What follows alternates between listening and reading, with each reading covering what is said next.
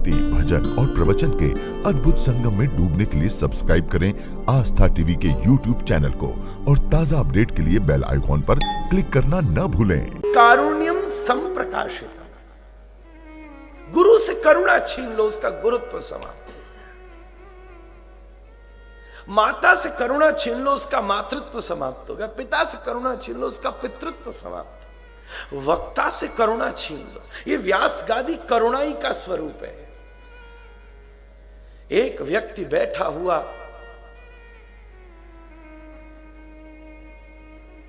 अपना हृदय उड़ेल देता है अपने श्रोताओं के सामने।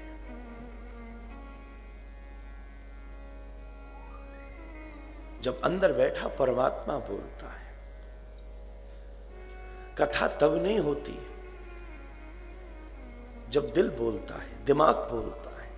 कथा तब भी नहीं होती जब आत्मा बोलती है। जब दिल और दिमाग बोलता है तो अनुभव बोलता है। कथा अनुभव नहीं है। It's not the experience which I am going to share, because experience can be very individual. It can be very personal. The present experience would be influenced by the past experience. यहाँ का AC 25 degree पर हो, ये सर्द है कि ये गर्म है, निर्भर करता है कि इससे पहले आप किस वातावरण से आए हो। धूप से आए हो तो यहीं ठंड लग जाएगी, और गाड़ी में 16 डिग्री पे था तो यहाँ गर्मी लगेगी। मन और बुद्धि मात्र अपना अनुभव शेयर कर सकती। आत्मा कुछ उससे गहरी है, वो अपनी अनुभूति शेयर कर सकती है। अनुभूति, not the experience. We are talking about the realisation now. पर जब मेरा दिल और दिमाग बोलेगा तब कथा नहीं होगी, मेरी आत्मा बोलेगी तब भी कथा नहीं होगी। अंदर बैठा जब परमात्मा बोलेगा तो कथा होगी। कारुण्यम संप्रकाशित, जब हृदय में करुणा फूटती है। तुलसीदास जी के हृदय में जब करुणा फूटी तो रामचरितमानस का निर्माण हो गया। कालिदास के हृदय में काली की कृपा हुई। ये काली का देश है। आत्महत्या करने गया था कालिदास, पत्नी ने धिक्कार के निकाल दिया। ए मूर्ख, पंडितों ने योजना करी कि तू मौन रहना, और 10-20 ने मिलकर विद्युतमती को पराजित कर दिया। शादी कर लिया उसने। वो चाहती थी दुनिया के सबसे बुद्धिमान व्यक्ति से विवाह करूं और इसमें कोई हानि नहीं है, क्यों न चाहे। पर पंडितों ने योजना बनाई और दुनिया के सबसे मूर्ख से ब्याह करा दिया। कहा था तू जब तक ही बचा रहेगा जब तक चुप रहेगा।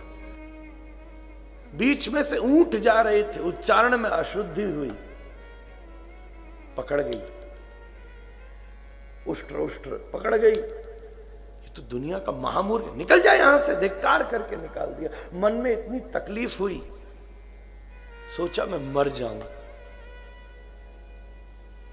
कहते हैं जिस डाली पर बैठा था उसी को काट रहा था, इतना मूर्ख था। धड़म सीधा कुएं में कूद गया। अब इतना ज्यादा परेशान और उदास था कि जिस कुएं में कूदा देखा भी नहीं कि उसमें पानी भी है कि नहीं।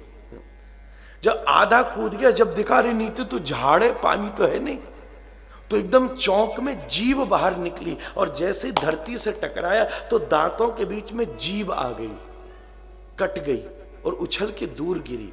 उस कुएं के नीचे कोई योगी बैठकर काली की उपासना करता था, और योगी उस समय अनुपस्थित था। उतरने का साधन भी था, बड़ा गुप्त उसकी पूजा थी। वहां काली की एक मूर्ति रखी थी। जीव उछल के उसके चरणों में गिर गई, भद्रकाली प्रकट हो गई। कईयों ने नारियल दिए, कईयों ने माला फूल दिए, पर कमाल कर दिया, तूने अपनी जीभ चढ़ा दी। जा, आज से जब तू बोलेगा मैं तेरी जीभ पर बैठ जाऊंगी। कालिदास वापस लौटा और पत्नी ने 4 शब्द बोले। जब बड़ी मीठी आवाज में कालिदास बोला तो अंदर से पत्नी बोली, अस्ति कश्चिद वाग विशेषः। और 4 शब्दों पर कालिदास ने 4 ग्रंथ लिख दिए। रघुवंश, मेघदूत, चारों लिख डाली।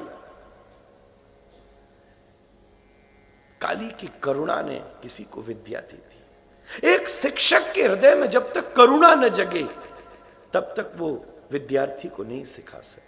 एक पिता के हृदय में जब तक करुणा न जगे तब तक वो अपनी कन्या को किसी के हाथ में नहीं दे सकता।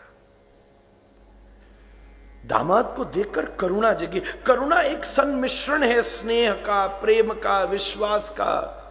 ये जब चीजें सारी ये मिल जाती है ना, और हृदय अपनी सबसे कोमल दशा पे होता है, सबसे पिघली दशा पर होता है। कारुण्यम संप्रकाश,